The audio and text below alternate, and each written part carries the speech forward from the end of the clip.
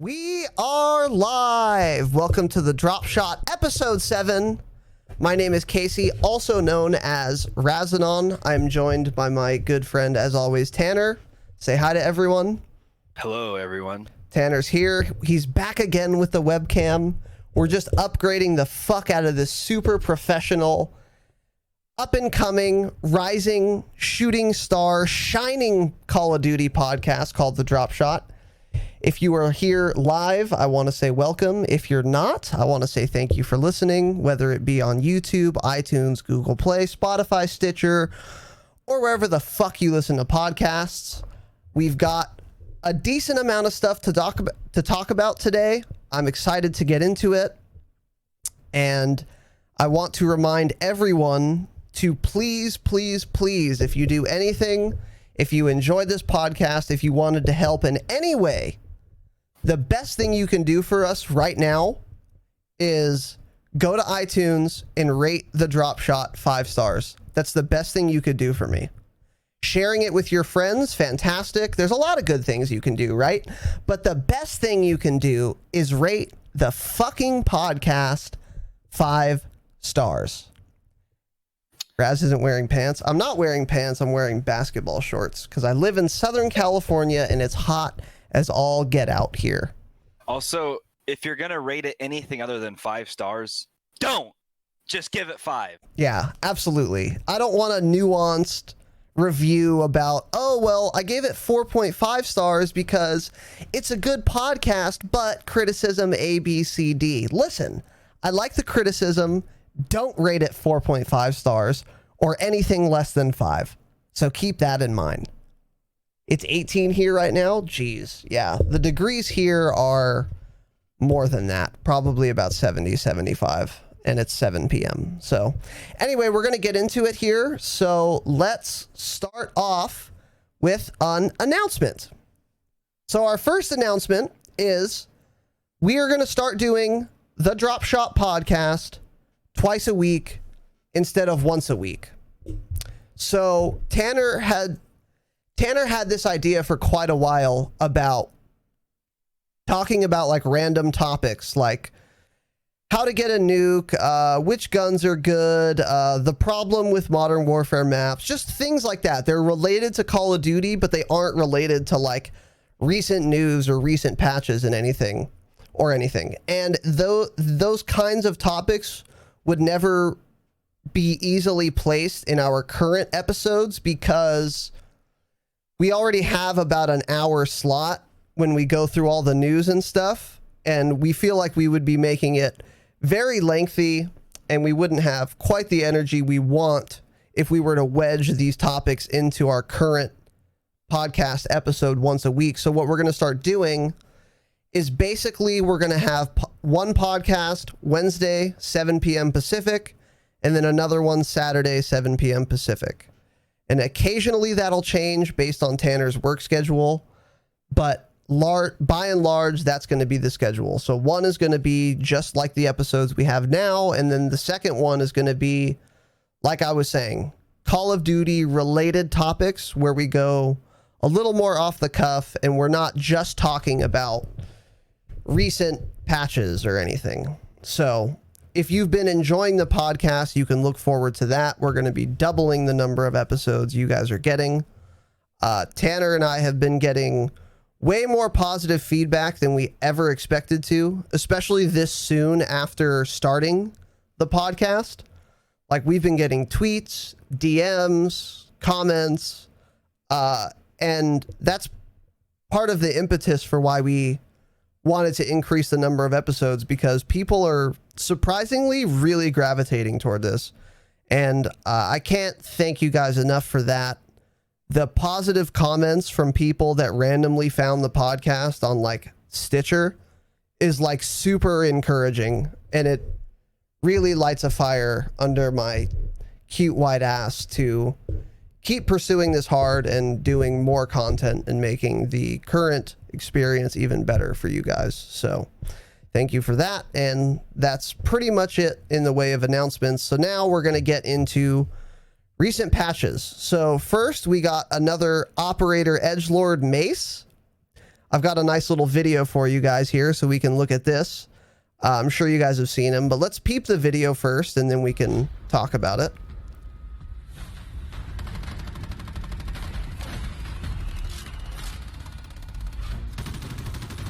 What's up, Destro? How's it going, dude? Yeah, it's a podcast.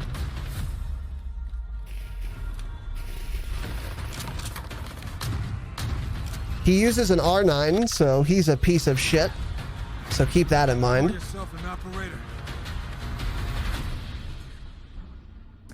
And then, so to unlock Mace, to get the bundle for him, you buy him in the store, obviously. Cosmetic only, so I'm a fan of that. And then besides the operator, you get quite a few other things, which is cool. He's like this really buff black dude with like scars all over his arms, and they're done in like a pattern, like ceremonial scarring, which is interesting. He looks cool, and he's got a face mask, so he's another edgelord, like I said. So I'm a big fan of that, and I'm a fan of it because it dilutes. Like, the more number of operators there are, the fewer of the same operator you're going to see on a team. It's like, you know how when this season launched, every fucking player was Ghost? It was a team of like 8 Ghosts.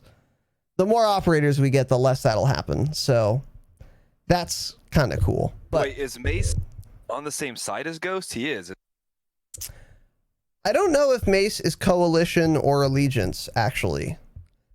Ghost is Coalition, and then the other 2 edgelords are Kruger and Nikto, who are Allegiance, and I'm not sure which Mace is. So that's a good question, though. I think he's with Ghost. I'm almost positive. Yeah, so that would be 2 edgelords per faction, which is good. I'm a big fan of edgelords, so keep that in mind. He's Allegiance. Okay, so no. So he's with Kruger and Nikto, same as them. Go ahead. Sorry, I had to take a sip of my Heineken here. We'll go yeah, with so I would like more edgelords for Coalition in that case, because that's 1 edgelord Coalition, 3 on Allegiance, and we need to spice that up. So anyway, not really much to say about that, but he came out. That's cool. And then there were a couple patches. Patch 115 is the biggest one, so we're going to dive into the notes here. We've got another patch. Let's see. A new gunfight map, Bazaar. Tanner and I are actually going to be playing Bazaar. We're going to be playing Gunfight tonight because he needs to get 5 gunfight wins. So if you like gunfights, stick around for that, because I will be carrying Tanner in the gunfight just like I had to do in both of the last tournaments. Okay. We added, make sure, Tanner, I appreciate you turning on push to talk, but when we go back to gaming, turn that setting right the fuck off. Okay? I'm not on push to talk. I just haven't been. Okay, I'll keep that in mind. Also, while we're on that, the new gunfight map sucks. Oh, really? Have you played it? I played it once, and my teammate sucks, so like lost like 6-1. But from what I got from that one round, so we'll figure it out tonight. Okay. You need to turn back down your noise gate because you're cutting in and out a little bit. Okay. So, but yeah, we'll play it. Is it really vertical?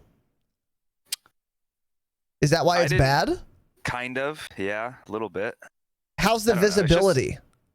It's just garbage.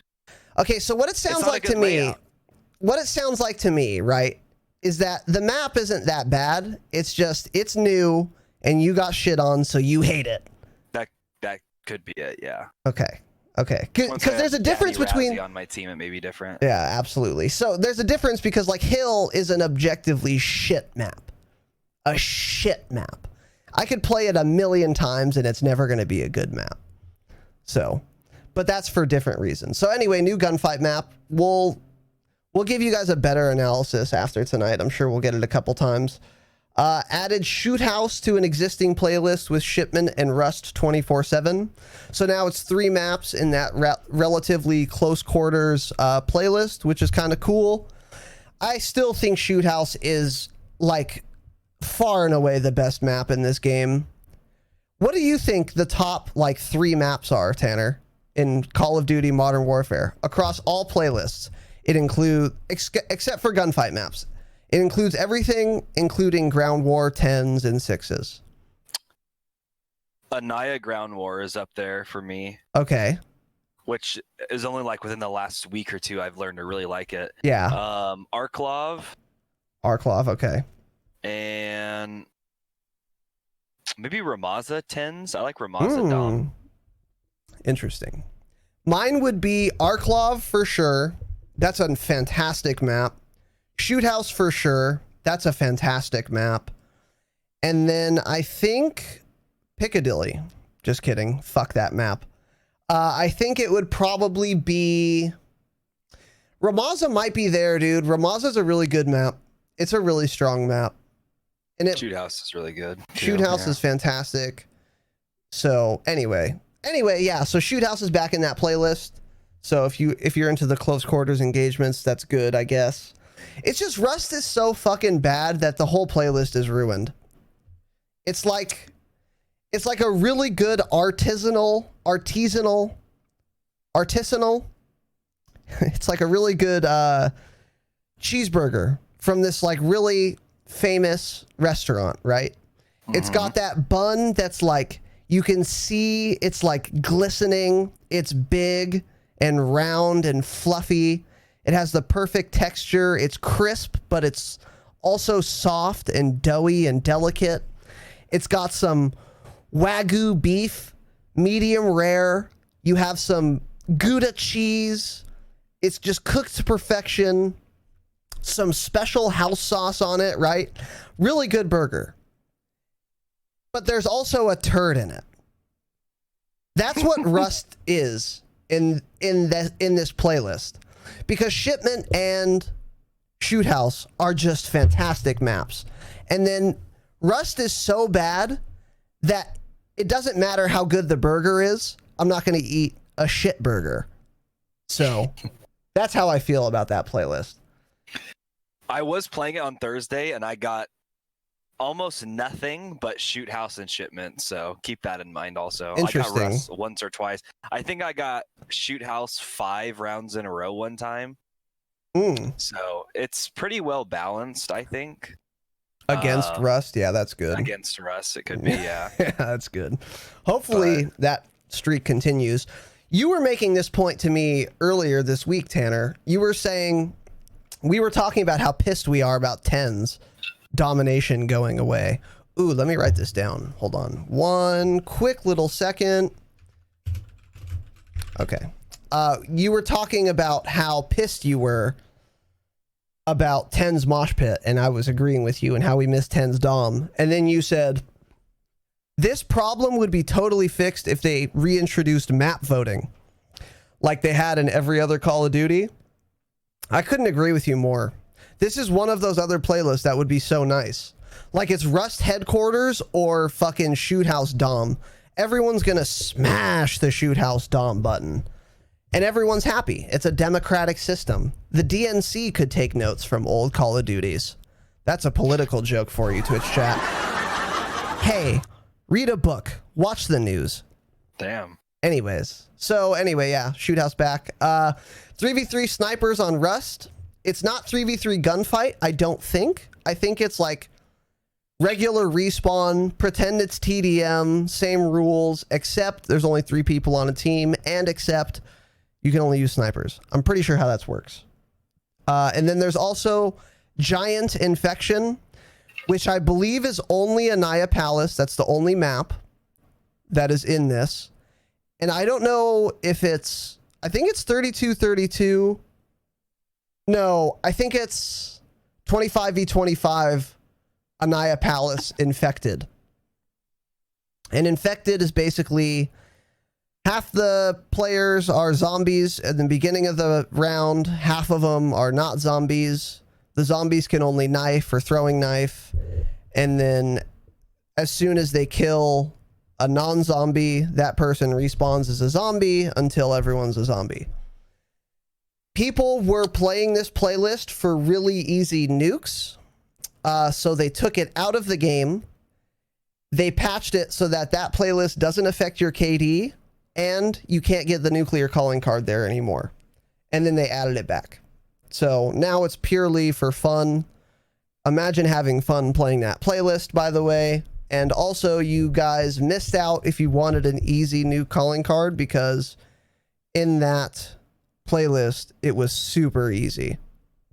So, my dog is calling me, so go ahead and talk about this boots on the ground war here, Tanner. So boots on the ground war, kind of disappointed. They said it was going to be basically infantry only ground war. We figured it was going to be normal rule sets. Then it comes out and we figure out it's realism. I don't think either of us have played it. I haven't played it. I don't think Razanon has.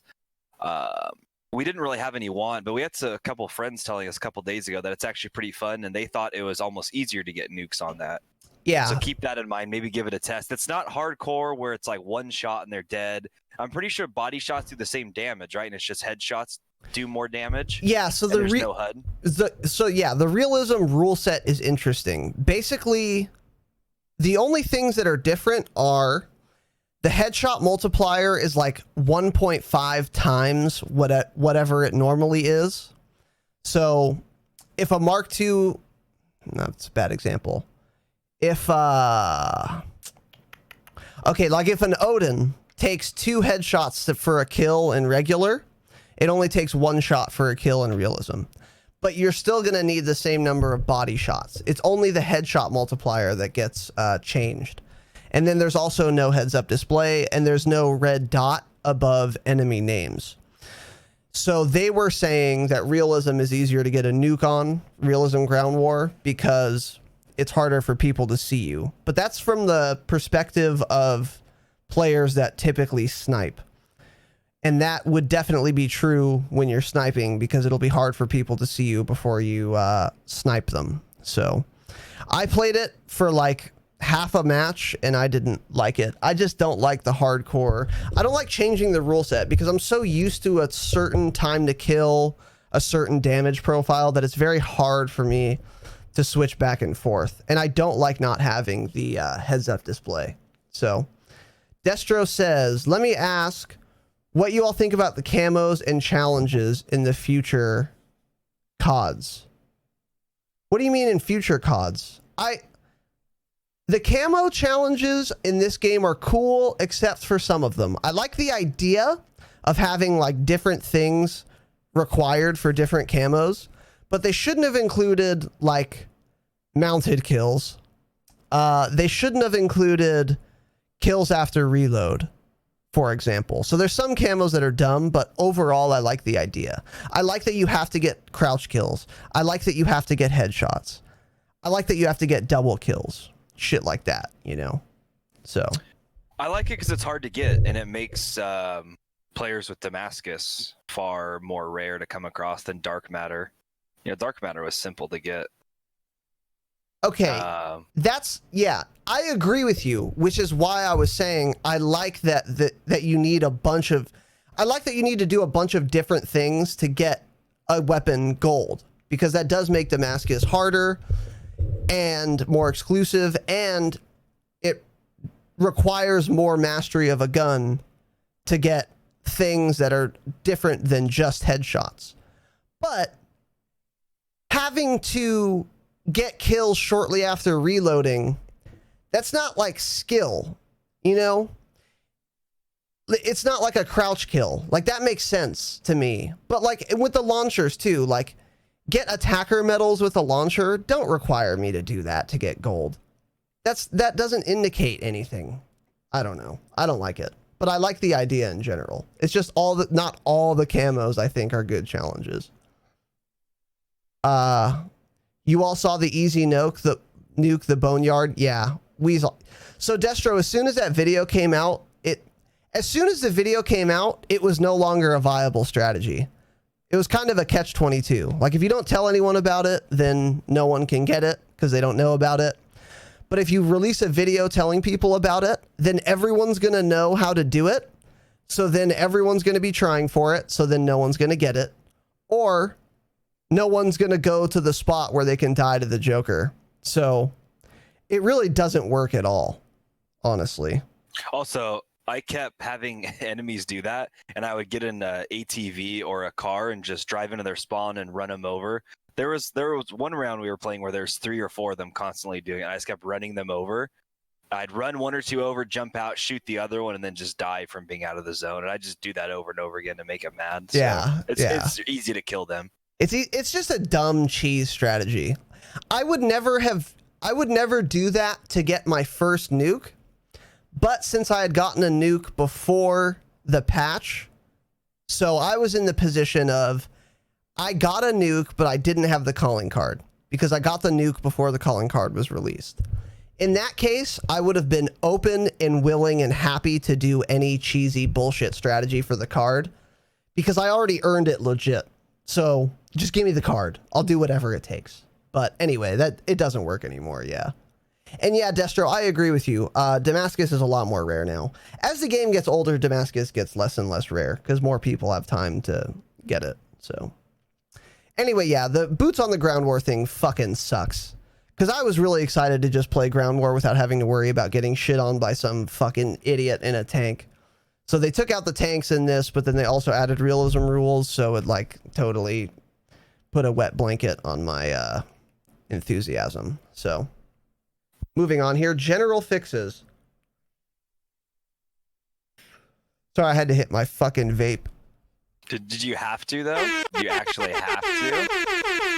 I'm a fucking vape god, so yes, I absolutely did. Okay. So let me take a sip of my alcoholic beverage now. Your alcoholic beverage, that's Heineken. That's 3.6 alcohol by volume percentage. Hey, dude. It's Stupid what was fuck. home. It's what was in my fridge. You know what the best kind of beer is? Free. So keep that in mind. That's a great I do point, make a actually. fuck ton of money, though. So anyways, Yeah. I don't really. Fix for a bug where friends who are online in social tab were not always appearing at the top of the list. So they actually did make the social tab way fucking better.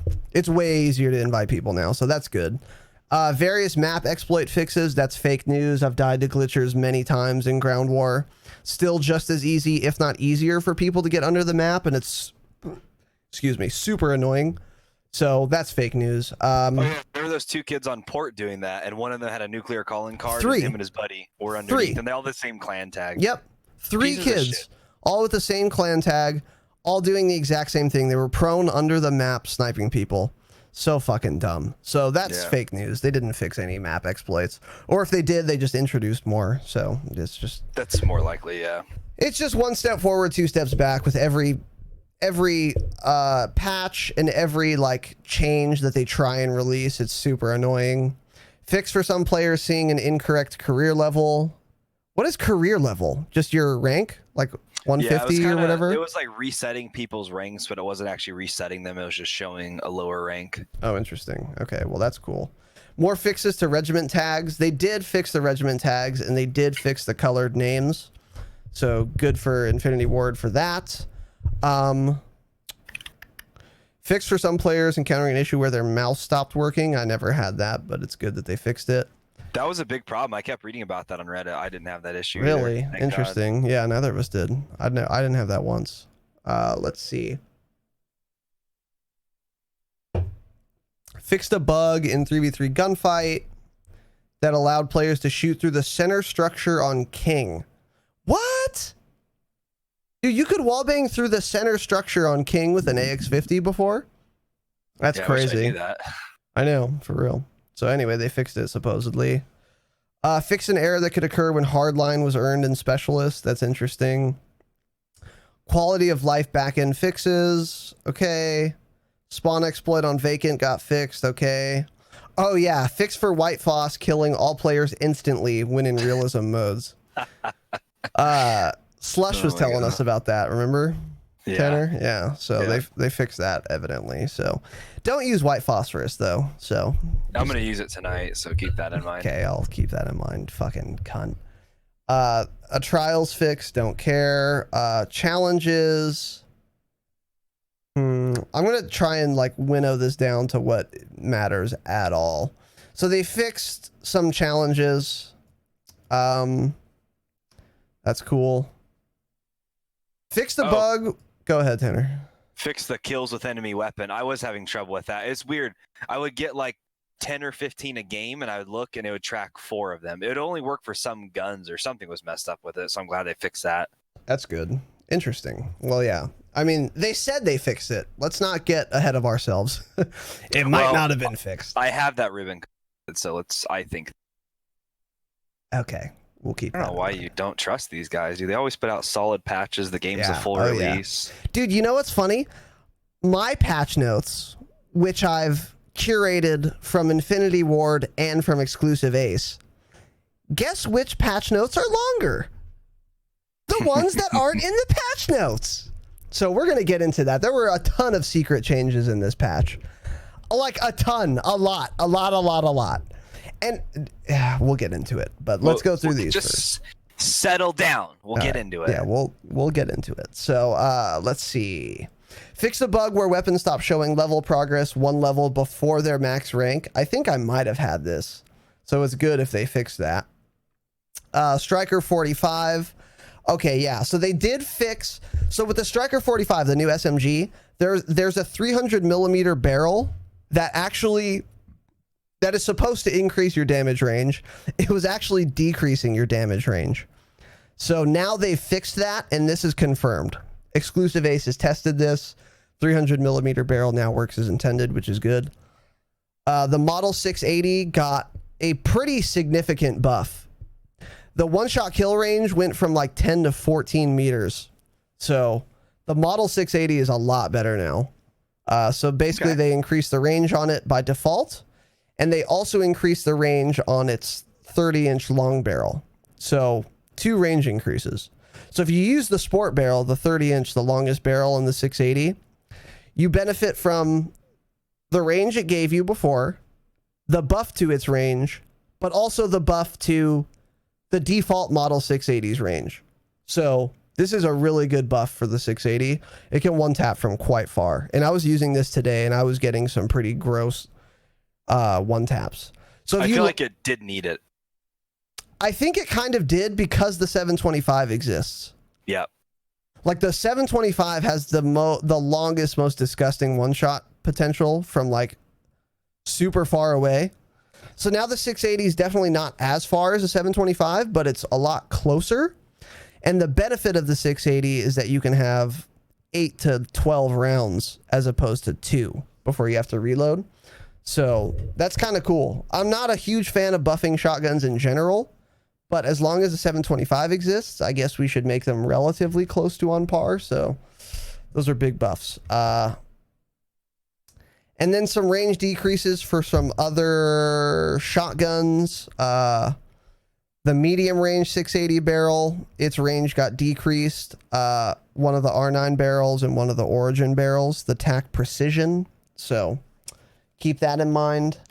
This is cool. Underbarrel shotguns. So you know those attachments you've never used? I'm talking to everyone who's listening. You know those attachments you've never used? Like the underbarrel grenade launcher, flashbang launcher, etc. One of them is an underbarrel shotgun. So you press B, I think, to switch to alternate fire mode, and it'll switch to this underbarrel whatever. There is an underbarrel shotgun, and it got buffed quite a bit. Increased pellet count, which basically means more damage. It's not increased rounds. It's increased damage spread from each individual firing of the underbarrel shotgun. So it does more damage. Reduced rate of fire, which means you can refire it more quickly. So that's another buff. Increased shell count to 8. So you get 8 shots instead of whatever you had before. I don't know what it was because I've never used it. It'll auto swap after you run out of ammo, which is good. And a range increase.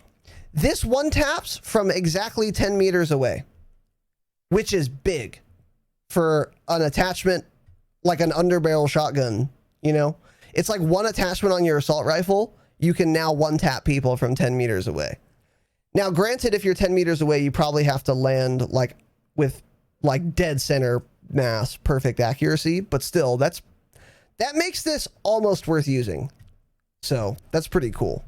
Dude, that's a huge buff. I'm glad. I have not ever seen one person use any of those underbarrel weapons ever. Not once. I'm not exaggerating. Have you? No. Not once. Like, Yeah, never. not one person since this game has came out in October.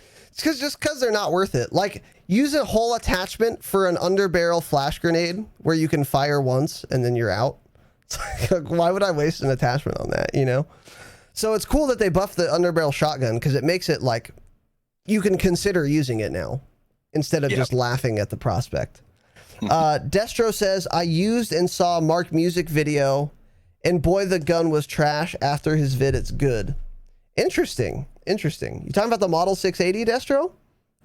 It's pretty good. I like the 680. So let's see. Crossbow increased reload speed. So the reload speed for the crossbow went from 3.5 seconds down to 2.67 seconds. Quite a bit faster. Should the crossbow be a secondary weapon? Yes, it still should. Even if they increase the reload speed to 0.2 seconds. But it needed exactly this change, increase reload speed. So that's good. Fixed the bug where the Akimbo Snake Shot 357s did not register damage for both guns when fired on the same frame.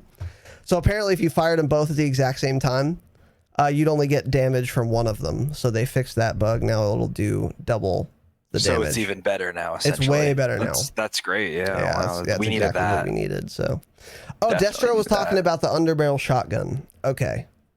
It's good. Yeah, it looks good, Destro, from what I've seen of it too. So I'm not going to try it, but it does seem good now. So reduce recoil to the 12-inch factory barrel for the SA-87. That's the short barrel.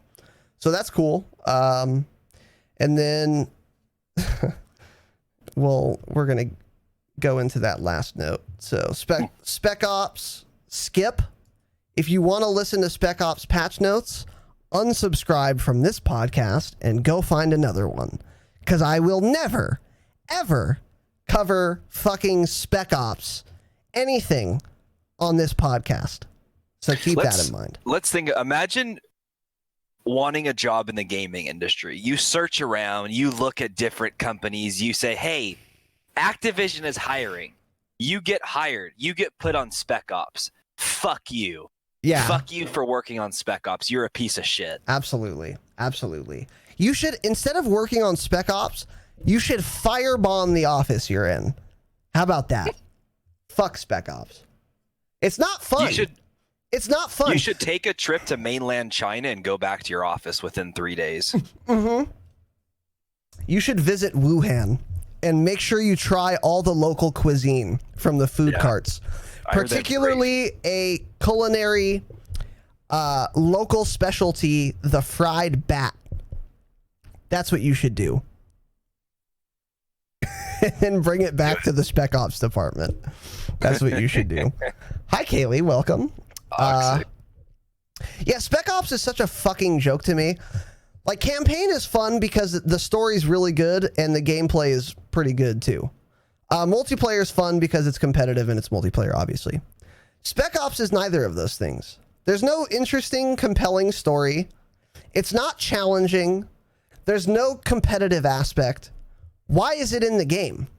It makes me angry that they devoted countless hours, salary, pay to the employees who worked on it for a mode that I could have told you before any development took place was not going to be fun, was not going to be played, was not going to be worth any of the time, effort, or money. Here's a legitimate question. Do you think those devs on that team actually enjoy Spec Ops and think it's a good mode? Let me answer your question with another question, Tanner. Do you think any of the Call of Duty devs play this game at all? No, they can't. There's literally no way they can. Absolutely not. Absolutely. They're always fixing fucking their bugs. They have no time. Yes, yeah. I was waiting for that. Hell yeah. Absolutely. You knew what to do. Yeah, of course I knew what to do. Yeah, that's a laugh track for me. Yeah, dude, with all the changes they make to multiplayer, it's very obvious that they don't play multiplayer. It's so obvious with the random buffs and nerfs they do. So if they don't play multiplayer, there's a fucking 0% chance they play Spec Ops. So yeah, there's no way. And I don't blame them because I don't play Spec Ops either. Even if I was paid to, I would live under the LA bridge. How about that? So, have you seen the clip? Bloodless TV says, have you seen the clip of the Infinity Ward dev streaming? He joins a Piccadilly lobby and leaves immediately. Dude, I haven't seen that, but that's hilarious, dude. That's so goddamn funny. I could for sure see that happening. Like, oh, fucking Piccadilly. Yeah, Piccadilly's a perfect example of devs who don't play their own game. Because if they did, they would never have designed Piccadilly. So, okay, let's see here. Call of Duty League. Some little changes to the CDL thing. Domination round timer is 5 minutes instead of 6 now. Search and destroy timer is 1.5 minutes instead of 2. And then restricted thermite, throwing knives, and kill streaks to CDL playlist. I'm assuming that means you can't use those things in the CDL playlist now. Is that what you think, Tanner? Yeah, okay. Correct, yeah. I can't imagine throwing knives being like the new meta in CDL. Like, did they have to remove that? It's weird. And not allowing kill streaks in CDL is so fucking dumb to me. Like, specialist is way... How do I phrase this? If you're gonna allow specialist in CDL, why would you not allow kill streaks? Like, doesn't specialist seem better than kill streaks in CDL? Yeah, but think about like a round 11 tournament 5-5. Like it's the last round of a however many $1,000 tournament prize pool, and somebody on their team calls in a cruise missile and gets an easy 2 or 3 kill. It takes the fun out. It's not exciting to watch. Nobody wants to watch that. Yes and no, though, because you have to earn the cruise missile. And if you let some guy kill you 5 times without dying, shouldn't he have an advantage? Like, if you don't allow kill streaks, then that same guy just now has 5 perks instead of, or even 6 perks. No.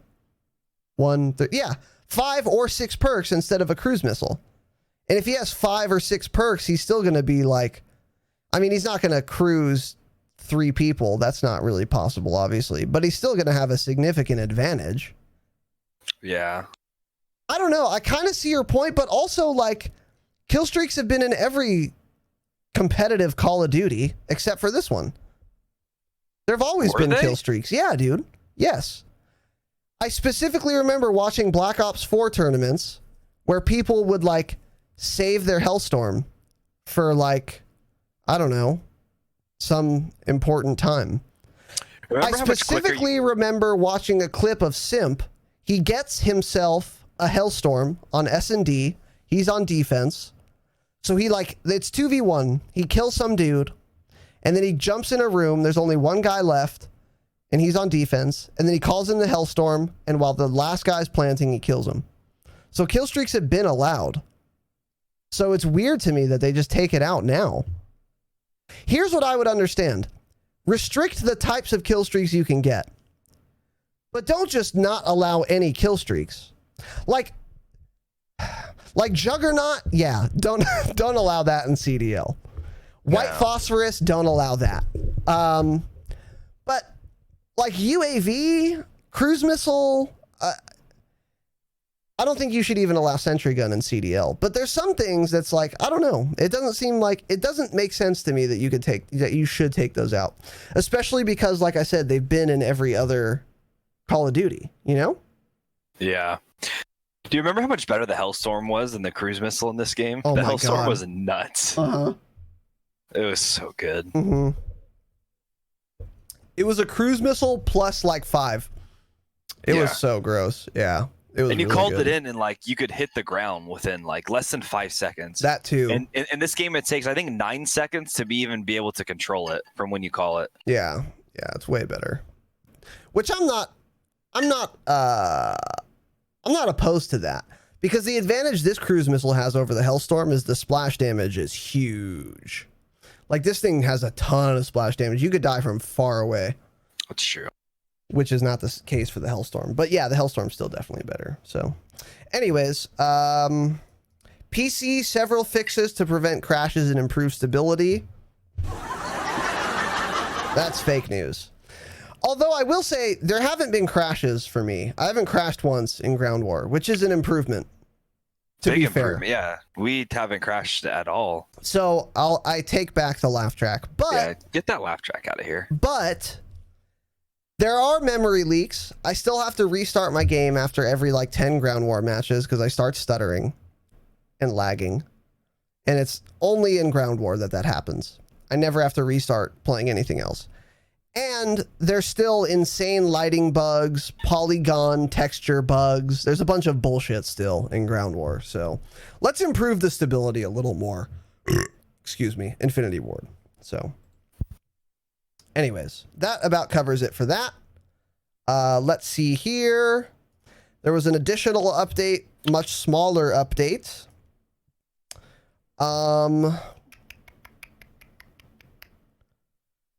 Just a couple little fixes. Fix for the quick fix perk not functioning as intended while using specialist. I wasn't aware that was even bugged, but it's good that it changed. Specialist is absolutely disgusting, especially now that they buffed like every perk. Having all of them got inadvertently buffed super hard. So if you want to go for a nuke, use specialist, by the way. And then that's pretty much it for that one. And now let's go over the stealth changes. Let's see. We already went over these. So the SA-87 short barrel. So they changed the short barrel. They buffed it, which we went over earlier.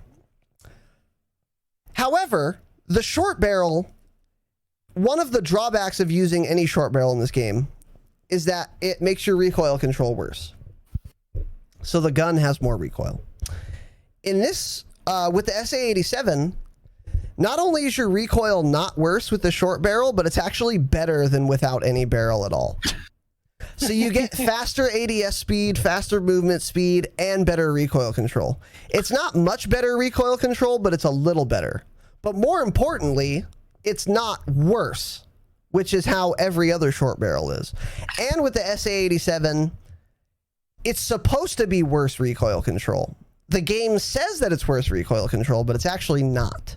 So if you like the SA-87, you want to use it some more, and you like that short barrel so that you get some more movement speed, mobility, but you're hesitant because you're afraid of the recoil, don't be, because it's actually better with the short barrel. Another thing that was in these patch notes, the AK-47 has a conversion kit for SMG ammo. Supposedly it was supposed to have been buffed. It wasn't. It wasn't changed at all. So they wrote in the notes that they like changed the damage and the damage range. They didn't. Completely fake news. So hopefully we get that AK-47 SMG buff soon, because I think it needs it. I used it recently to try and see if it would be a viable SMG. It's not. So I think it's a good idea for them to buff it. But they should actually do it instead of just saying they're going to do it. So, Tanner, go ahead and take this next one about the Uzi. Okay, so the Uzi got a new ammo conversion, 25 rounds of higher caliber, which is some weird caliber. It was like 41, like a 40, some weird round. More damage and range, worse fire rate, but it's actually not worse. It's actually a quicker fire rate and less ADS recoil control. Yeah. So worse ADS recoil control. Yeah. So this one's funny to me. So yeah, new ammo conversion, just like Tanner was saying. One of the drawbacks of this is supposed to be the fire rate gets lowered because the bullet's heavier. In reality, it's slightly higher fire rate than the standard fire rate. So I would expect this to get patched maybe. But so the only drawback really of the 25 round conversion kit for the Uzi is that the recoil control is worse and it's only 25 rounds. With that said, the damage increase is negligible, but there is more damage from these rounds. But more importantly than that, is hold on one quick moment. But more importantly than that is that the damage range with the new ammo conversion is big. So you guys can see here, maybe. Is it zooming? 190. Why isn't it zooming? Oh, there we go. Okay. Let me see. Here we go. So this is a pretty good illustration. So you guys can see 4-shot kill range is like way fucking bigger with this ammo than with the old ammo. And this is without any long barrels or anything. This is just no attachments but the ammo conversion.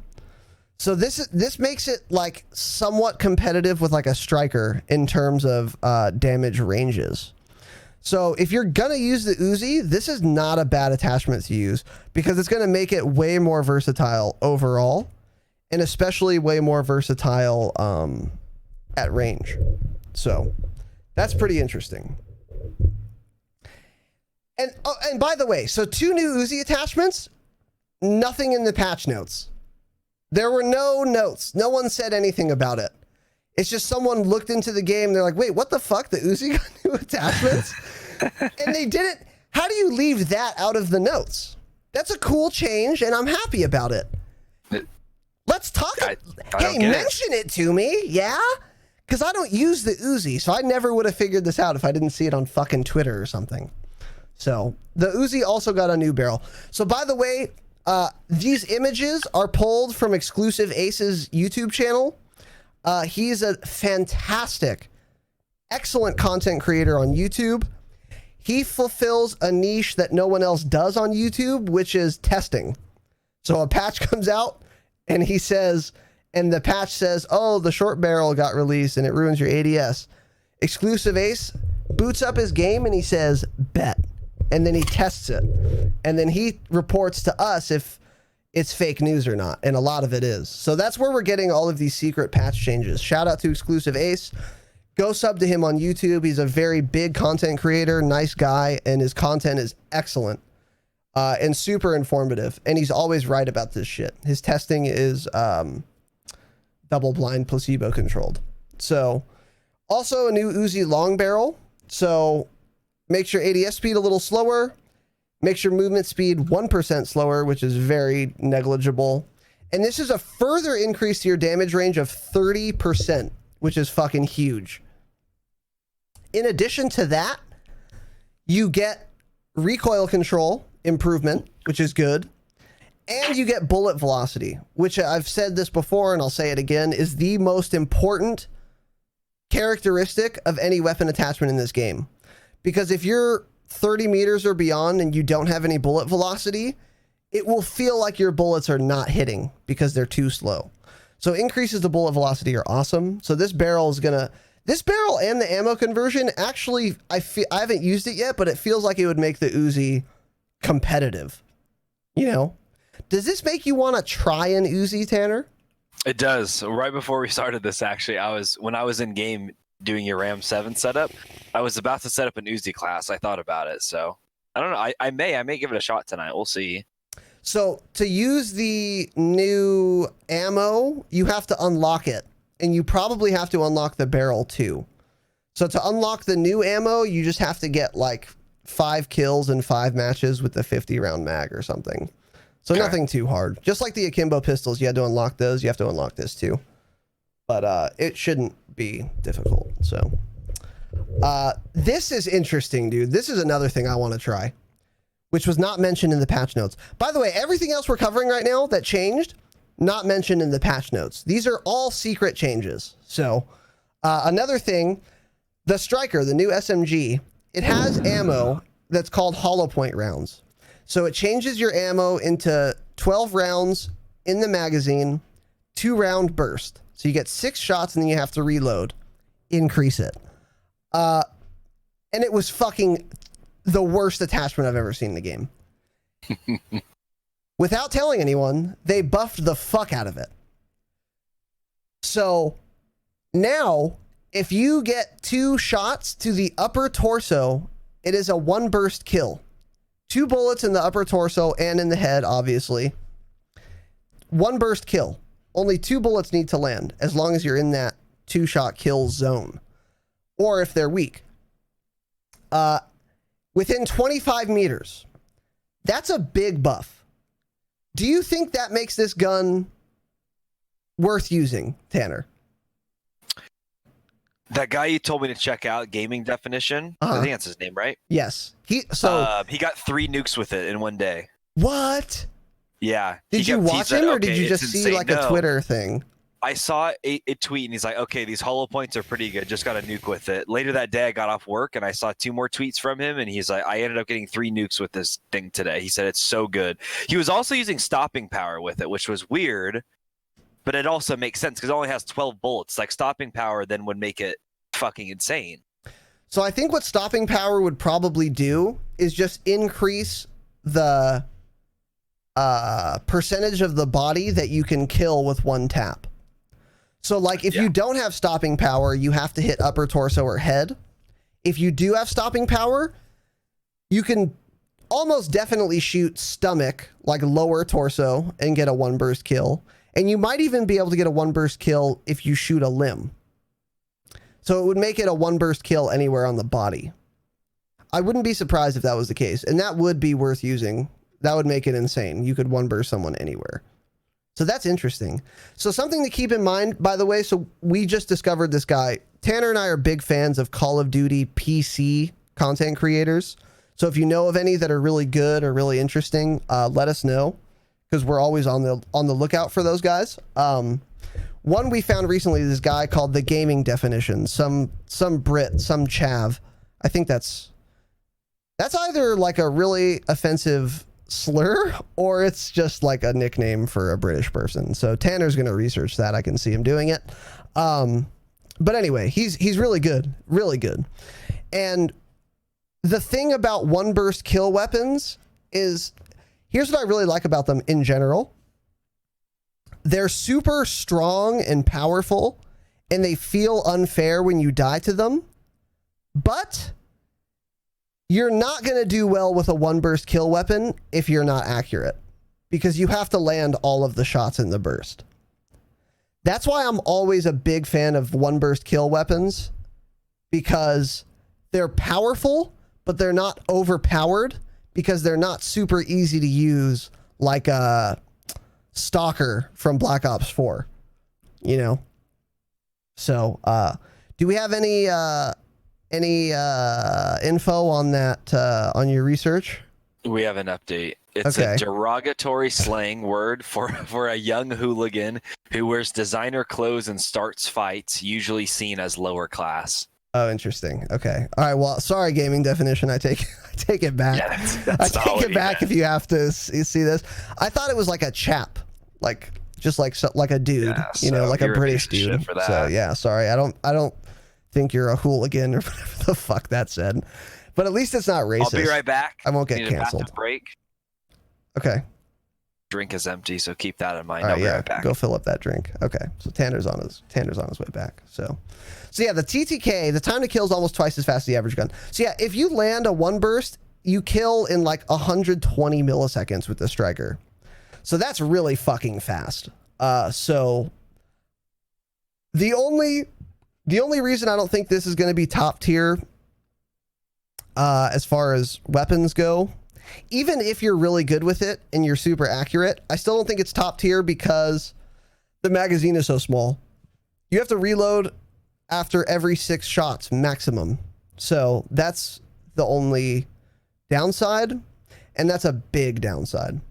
And 25 meters is not the most generous 1 burst kill range, although it's certainly generous enough, because you can always pick your engagements to be within 25 meters. Just choose to play inside of a building or, you know, inside of a room or what have you. So that's interesting. That's worth checking out if you've used the striker before. The Soloed Zero night vision goggles, it's a thermal scope. It's supposed to see through smoke. It used to not. They fixed that. Now it does. This is cool. Operator missions are moved to the operator tab. So in this game, there are missions that you have to have the mission selected to progress toward completing it. And when you have an active mission, you can obviously work on completing it. And some of those missions were operator specific. So for example, have Otter as your operator and get 25 SMG kills. And then you'd have to have that mission selected, and you'd have to have operator selected as your operator to progress toward those, toward finishing that challenge. Now they've moved that to the operator screen. So that's where you're going to track your progress, and that's where you're going to select the missions. However, what this means is you can do progress toward operator missions and other missions at the same time. So I can have Otter selected as my operator. I can work on getting those 25 SMG kills, but I can also have a separate mission in the traditional missions tab selected, such as get 50 IAV turret kills. So I can be doing progress toward those two missions at the same time. And this also cleans up the mission tab a lot because it removed all of the operator ones from the list. So this is really cool, and I'm really glad they made this change. It is an increase both to quality of life and to layout. So that's great. And then they also changed how they sort the missions. The newer missions are now, the completed missions, they now automatically put underneath the uncompleted missions. So when you're looking for things to do, you don't have to scroll all the way to the fucking bottom. Another good quality of life change. In addition, the spotter perk, so that when they did the perk updates, they moved the ability to hack claymores and trophy systems and the like from EOD to spotter. So now you have to have spotter to hack equipment. And now you can hack equipment through walls, which makes campers' lives worse, and it makes rushers' lives a lot better. Do you think this is overpowered, Tanner? No, I don't think so. I think it's good. Spotter was kind of worthless, so. Spotter was worthless, and I think it's good that Spotter has the ability to hack equipment instead of EOD. However, I think hacking through walls is a little too powerful.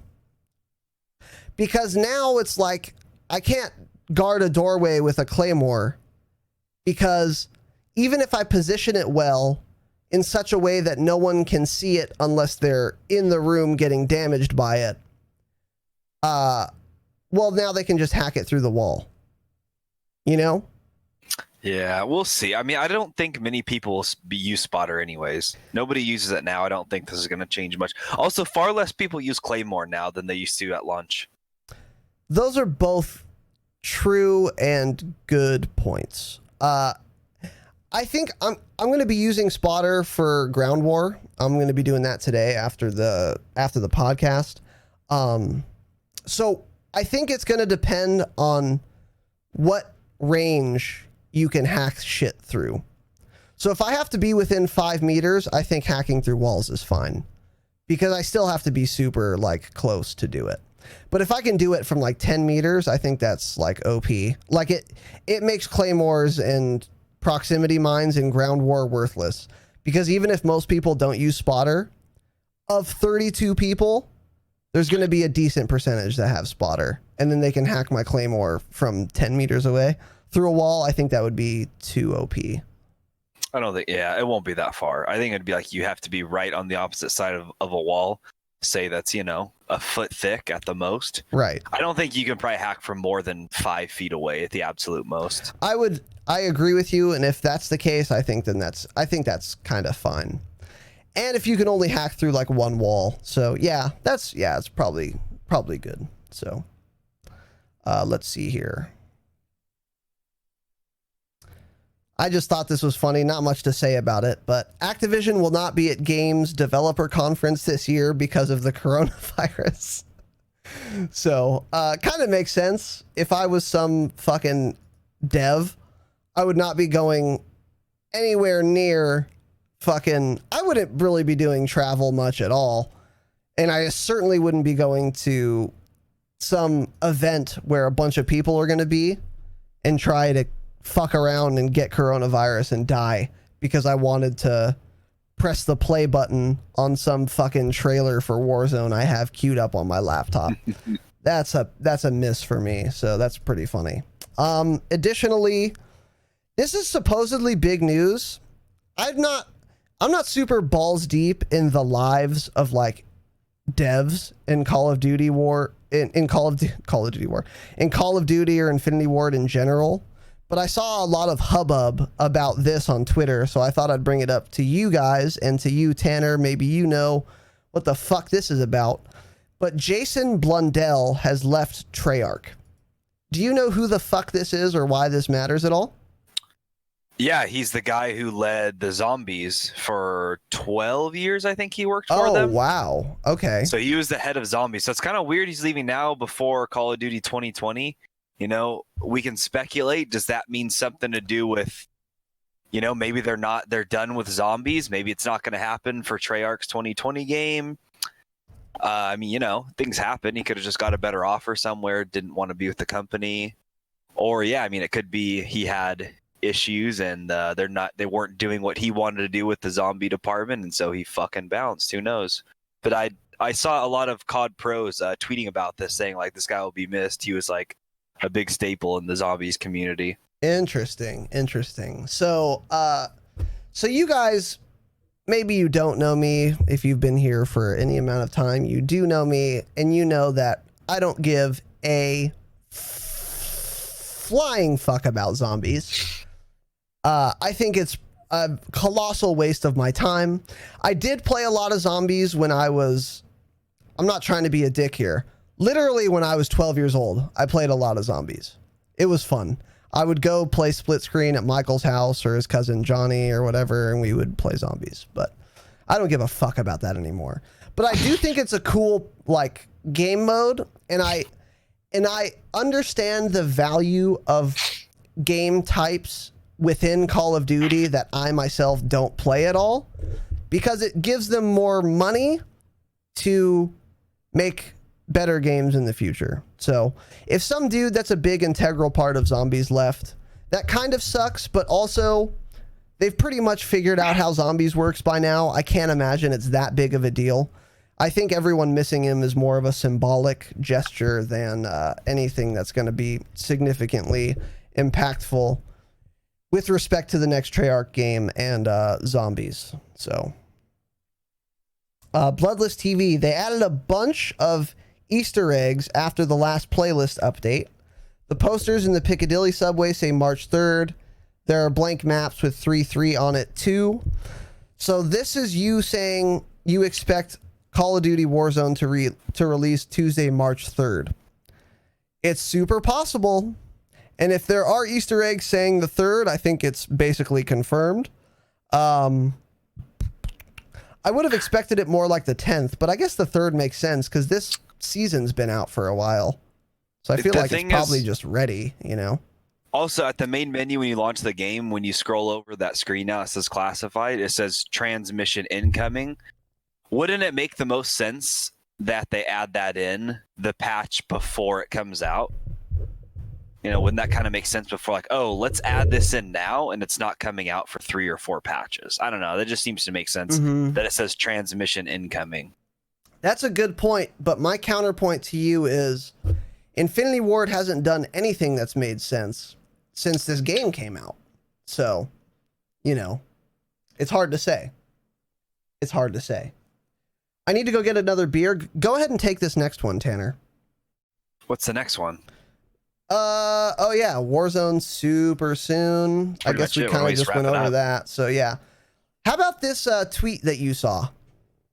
Talk about it. So we hate 10v10 mosh pit. It's horrible.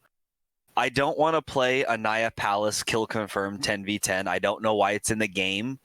I wish they would take it out. I don't understand it whatsoever.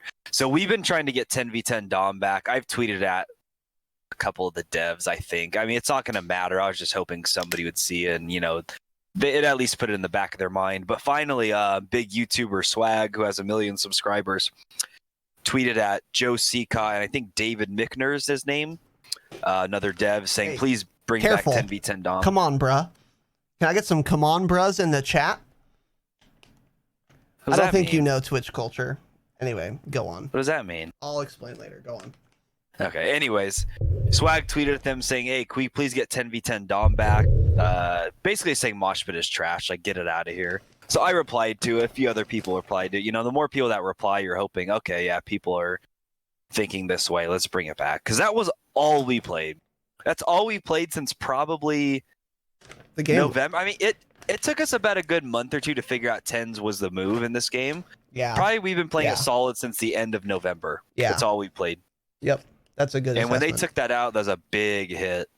Yeah. So Swag is like, yeah, as Tanner said, super fucking popular. The devs like regularly respond to his tweets and shit. He's got a lot of clout, basically. And when he tweets something that we agree with, especially this, 10's Dom, that's like one of the biggest possible asks I could have. So when Tanner told me that he tweeted this, I was fucking super happy about it. So I'm going to see if his tweet has got any official responses here. Was it a tweet reply or was Plot it a twist? It hasn't. He tweeted directly at them, so it's not going to show up on his main feed. Okay, so let me look in his tweets and replies here. I just want to see how much traction it's gotten. Didn't By the have way, much because Swag's cool. I like him. So if you like Call of Duty content creators in general, I like Swag. He's a young guy. He's only 23, so forgive him. And also, he's a console peasant, so that's another strike against him. But besides that, he's a cool dude. He makes good fucking content too. yeah, So, really good content. anyways, what were you saying, Tanner? It didn't gain any traction because when he tweets like that directly at them, you know, most people don't see it because you only see it if you follow those people. Also, Right. I think, right? I'm not sure, but yeah. When see I what you're commented on it, it had like 4 other replies, so it's not going to gain much traction. okay, well, I'm looking for it now, so. It's getting there. You're getting there. Hey, you're getting there. But so what other general thoughts about anything do you have, Tanner? We're in the wrap-up section, so do you have any other wrap-up things to We've say? been playing a lot of Ground War lately. I've been having more fun with that the more maps I play. As I said earlier, Anaya is one of my favorite maps now. Anaya Ground War is really fun. Pretty much get like a 15, 20 kill streak at least every time we play that map if you try. Mm-hmm. It's hard to finish off with that though. I mean, we've both gotten over 25 on that map numerous times, and we can't get to 30 for some reason. Yeah. So we're gonna get into that in 1 second. I have much more to say about that, but here's the tweet. At Joe Seacott, at David Mickner, can we get 10v10 out of Mosh Pit back to normal 10v10 Dom with all the other maps? It has 2 retweets and 32 likes, which to the average listener, you fucking plebs with your 20 Twitter followers, which is like 10 people that you used to hang out with in high school and 10 Russian bots that are trying to influence the United States electoral process. That might sound like a lot, but for this fucking guy, that's nothing. So yeah, like Tanner said, this has gotten virtually no traction. And no one of any clout has replied to it except for at Tanner54. Yeah, I was gonna say, who's that guy? I heard he has a big Call of Duty podcast. Yeah, We he should check does. him The out. fucking Dropshot. Damn, hey, somebody just liked my tweet. Hell yeah, Hell brother. fucking yeah, dude. Maybe Let's it's go. another podcast host. It must be. All right. And the last thing I wanted to go over is the nuclear calling card that I earned today. Let me take a fat fucking drag and a nice swig of my alcoholic beverage, and let me tell you about this. Let me put one thing in here before. I couldn't fucking stand playing with this guy the last 3 days, so let's let him take it from here, and then we'll figure it out. He's a stupid bitch. I was a grumpy boy. As grumpy as they come. So, a little background. I didn't play much Ground War because I was playing 10's Dom because that's my favorite game mode, and it still is. It's still better than Ground War, although I've come to like Ground War a lot. But, so I was of the opinion with my very limited Ground War experience that if you want to get a nuclear, the easiest way to do it is to do it in Ground War because you can just camp and there's so many enemies you can just shoot out of some random window and just fuck people up until you get a nuke. I thought it was relatively simple and straightforward. Now, I had gotten a nuke like 2 months ago in 10's Dom on Gunrunner. I didn't expect to get a nuke. I wasn't really trying for it until I got quite a few kills. And then once I was around like 15, I started camping and then got the nuke. And then season 2 comes out and they release a calling card. So if you get a nuclear, you get this calling card called Mighty Mushroom. It's like a nuclear explosion.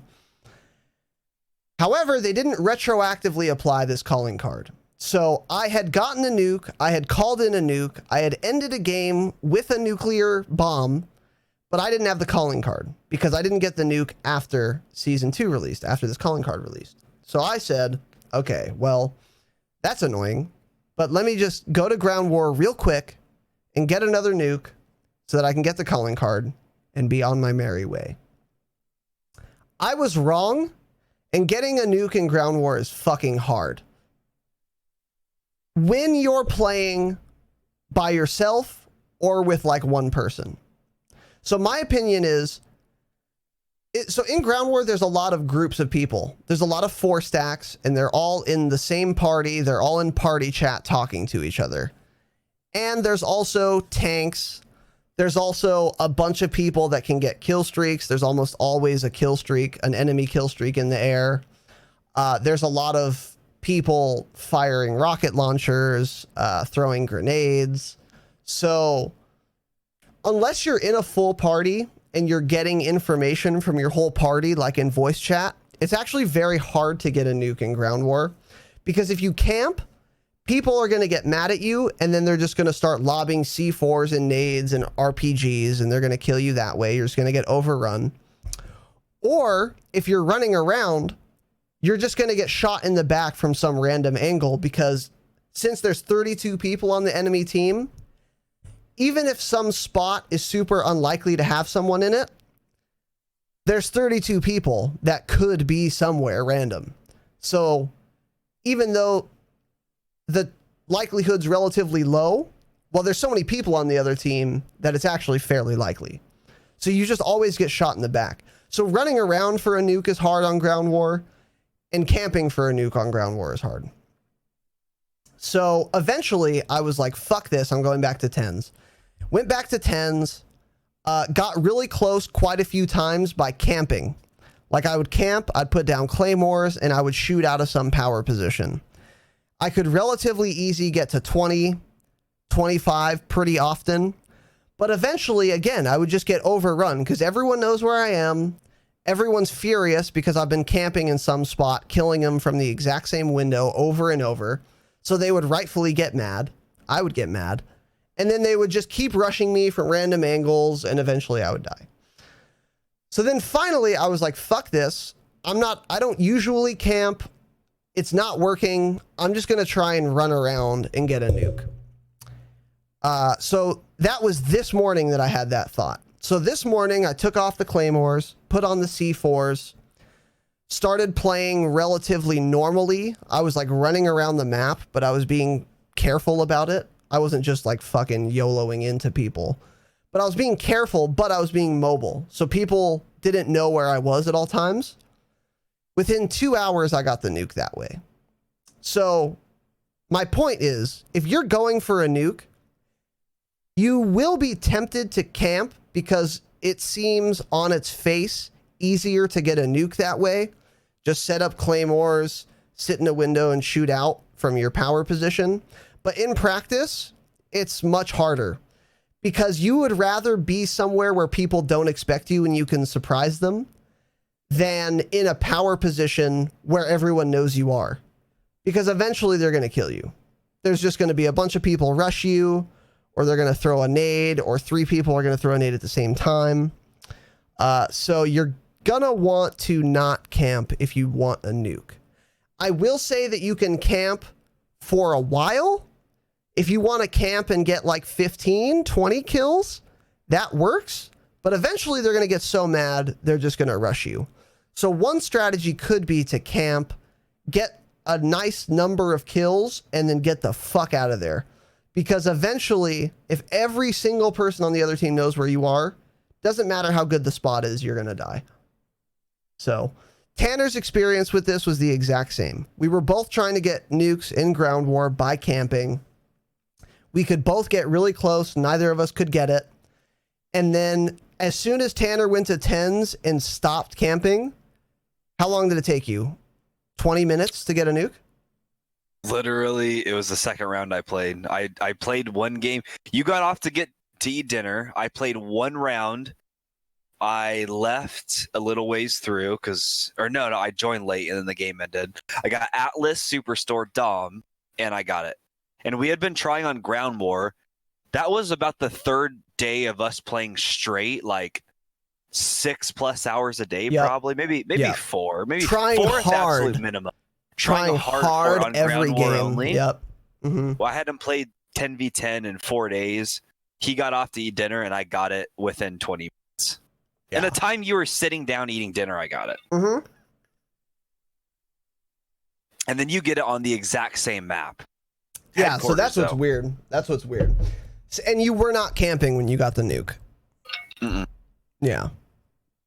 Yeah. So, yeah. So, and when I watch people like content creators getting nukes too, that's another thing. You never see them camping for it. It just doesn't work as well as you'd think it would. So if you're listening out there and you want to get a nuke, do not camp because it's not going to work. Eventually you just I talked about it. Eventually you get overrun, whatever. But yeah, what was interesting too is we both got it on the same map. I mean, we've both gotten multiple nukes, right? But after season 2, we've each only gotten one. And it was on Atlas Superstore, Costco, the newish map. Costco, hell yeah. And what was interesting about that, Tanner brought this up, and it was an interesting observation. He said, this is the map that both of us have played the least, and it's the only one we got a nuke on in season 2 so far. That is so weird to me. Why? You would expect us to get nukes on maps we're super familiar with, but we got nukes on the same map. We both got a nuke on the same map, and it's the map that both of us are the least familiar with. Why do you think that is? What about Atlas Superstore? Is it a coincidence? I like the layout. It's good. There's too much clutter still. Too many little corners you can hide in, but that's kind of good when you're going for a nuke. Like I was saying earlier before we started this, it's not like I'm camping and that's helping me. It's just I'm running down a little aisle and nobody can see me from my right or my left because there's aisles and shit on the shelves blocking it. So they can't see me. Mm-hmm. So I'm just sprinting through to their spawn. Also, the spawns are very easy to figure out on that map. It's either pretty much they spawn outside at one end or outside at the other. Almost always. So I would also kind of just, go back inside, get a couple of kills, go back to their spawn, get 1 or 2 from them spawning, run around the other direction, kill people from behind. I had almost no gunfights that entire nuke. I was always just killing people from behind or from the side. Yep. Same. You know what else I just thought about too? I just thought about this. You know what Atlas doesn't have that most shit maps in this game have? Too much verticality. There's literally 2 windows that are 2-story that you can shoot out of. That's it. You can get up on the shelves, but they're not that high. Yeah, but they're not exactly. They're not like out of the way vertical. Like Grozna is a perfect example of the opposite, where it's like there's a million like 2-story weird fucking buildings you can get shot from. This is the opposite, man. Like you're going to get killed from someone behind you or in front of you because everything's an aisle. It's like a 5-lane map design. So that means you're either shooting someone in the back on the flank route, or you're just, it's a raw gunfight. Like, all right, let's play heads up. Let's go, you know? So I think that's probably why. And it might be the case too that because it's relatively new for everyone rather. And that means that everyone we're seeing is as unfamiliar with it as us. So then map knowledge becomes less important and raw gun skill becomes more important because there's more heads up gameplay. And since we're fucking demons on the keys, that favors us. I think those are all probably elements of why we got the nuke on this map. So, and then Bloodless TV says, or you could reverse boost and jump in some paraplegic kid's lobby and nuke his crippled ass. Damn, dude. That's crazy. That's aggressive, but you're not wrong. I mean, TOS, yeah. You know what's interesting though? If some kid was paraplegic, that is exactly the person I do not want to fucking try and drop a nuke on, because that kid's not doing much. He's not going for a jog in his off time. He's fucking grinding on the sticks and getting absolutely insane with his aim. So, hey, I see your point. Reverse boost nuke. What are we? Korean Savage? Damn, that's crazy. Shots fired. All right. So, anyways, that's going to get clipped, go viral, and then the drop shot's going to fucking explode in popularity. So keep that in mind. I have something else to say. Okay, go ahead, Tanner. This is, again, to the devs. I had to struggle and get 30 gun kills. I've gotten 2 other nukes before this, but we struggled to get those 30 gun kills, no kill streaks, to get that fucking nuclear calling card. Why is it only an epic calling card? Are you fucking kidding me? Yeah. I got 15 kill streak kills with a launcher as a daily challenge and got a legendary calling. But getting 30 fucking gun kills is epic. Fuck. Eat shit. Mm-hmm. I mean, it doesn't really matter. Everyone knows it's way more rare, but fuck you. How does that make sense? Yeah, it's a category error. How? As they would say in my undergraduate philosophy class that I went to. I went to Cal State Long Beach and got a philosophy degree. Which is useless, by the way. Yeah, I agree. It's just one of the many stupid oversights of this shit game. Like, you get a legendary calling card for getting to like tier 11 in the pass, which you can literally do by doing nothing but like playing the game. Hey, it's legendary for Infinity Ward because they get, how much money is the battle pass? $10? Legendary for their, because they get $10 for their pockets. For them. Yeah. Absolutely. There we go. That's for Tanner. All right. Anything else, brother? That's it. Fucking play, dude. What's fucking game? So so if you're listening to this live, then I will say hang tight because we're about to fucking bang some children. No Epstein. And if you want to play with us, just let me know and I'll invite up to 2 other people. What are we gonna do? Gunfight and then ground war? Let's warm up on gunfight. I got some alcohol in me, so let's play that first. Okay, so we're gonna do some gunfight. Before I drop a nuke on stream. Yeah, okay. So we're gonna do some gunfight and then we're gonna play some ground war. Thanks everyone for watching. If you're listening on your podcast directory, thank you. Also rated on iTunes 5 stars. That's the biggest help you can do for this podcast if you've been enjoying it. Additionally, we are increasing the frequency to twice a week. Typical podcasts are going to be recorded Wednesday and Saturday, 7 p.m. Pacific time. If you want to watch live, make sure you follow me at twitch.tv/Razanon. We do interact with the chat, which I'm sure you've been hearing throughout this entire episode. So if you wanted to post your comment for posterity's sake, have me read it live on stream and in the episode, feel free to follow me. Make sure you're there live next time. Otherwise, if you want the video version, that's on my YouTube channel. You can find that at Razanon. Just search for Razinon. You'll find my channel. It is exclusively Call of Duty multiplayer focused.